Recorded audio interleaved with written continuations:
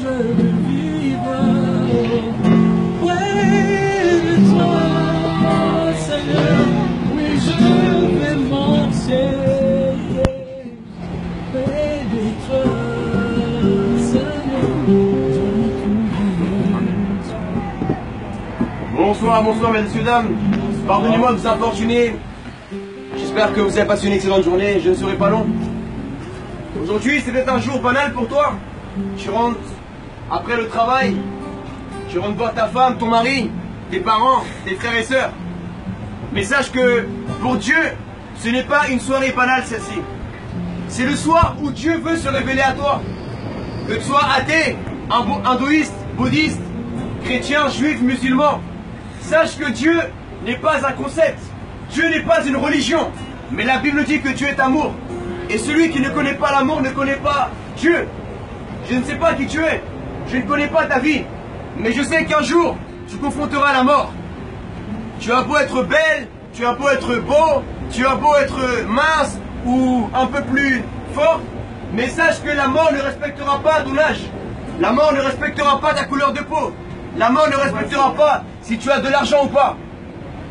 Mais la Bible dit que Jésus-Christ a vaincu la mort il y a 2000 ans. La mort n'a même pas pu le contenir. Moi qui te parle, j'étais un jeune qui me moquait de Jésus-Christ.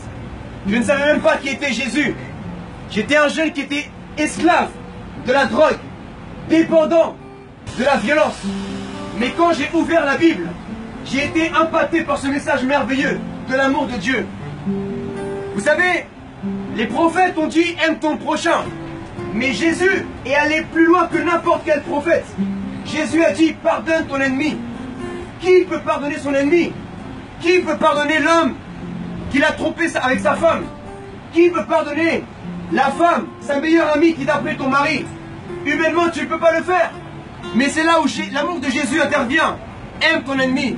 Pardonne celui qui te maudit. Prie pour ceux qui te persécutent. Et voici le message que j'ai pour toi ce soir. Tu me diras, mais ce n'est pas le lieu, monsieur, de prêcher la parole de Dieu. J'aimerais te dire que Dieu veut te parler.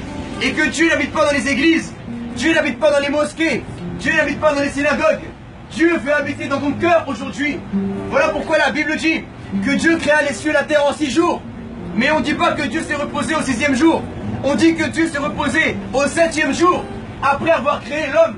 Ça veut dire que lorsque Dieu a créé les animaux, la terre, les étoiles, il n'a pas trouvé un endroit pour se reposer. Mais lorsqu'il a créé l'être humain, il s'est reposé dans le cœur d'Adam. Et aujourd'hui, Dieu aimerait se reposer dans ton cœur, mon frère. Tu as ouvert ton cœur à ta copine, tu as ouvert ton cœur à ton copain, mais es-tu prêt ce soir à ouvrir ton cœur à Jésus-Christ? Jésus, c'est pour les Arabes. Jésus, c'est pour les Noirs, les Chinois, tous les peuples de la terre, mesdames et messieurs. Je vous prêche ce soir, non pas une religion, mais je vous parle du Dieu d'Israël. Je ne suis pas juif, je suis colombien. Mais je vous dis en vérité, le véritable Dieu est le Dieu d'Israël. Nous étions païens autrefois. Nous, les latinos, les arabes, les noirs, les blancs. Il y avait les druides en France, les celtes.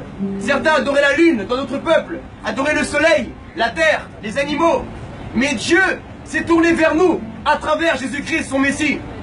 En hébreu, Jésus veut dire Yahshua. Le nom de Dieu en hébreu, c'est Yahweh. Et Yahshua veut dire le salut étant Yahweh, le Dieu d'Israël. Vous avez entendu parler des élections de Donald Trump.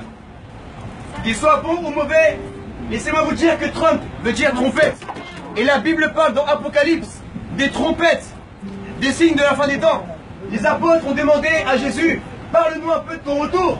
Jésus a dit, il ne restera pas une pierre sur une autre pierre. Il y aura des faux prophètes. Il y aura des maladies dans le monde.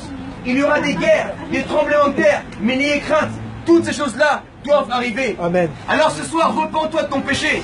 Demande pardon à Dieu et tu auras la vie éternelle, mon frère, à travers Jésus-Christ. Ouvre la Bible et passe une excellente soirée. Sois béni.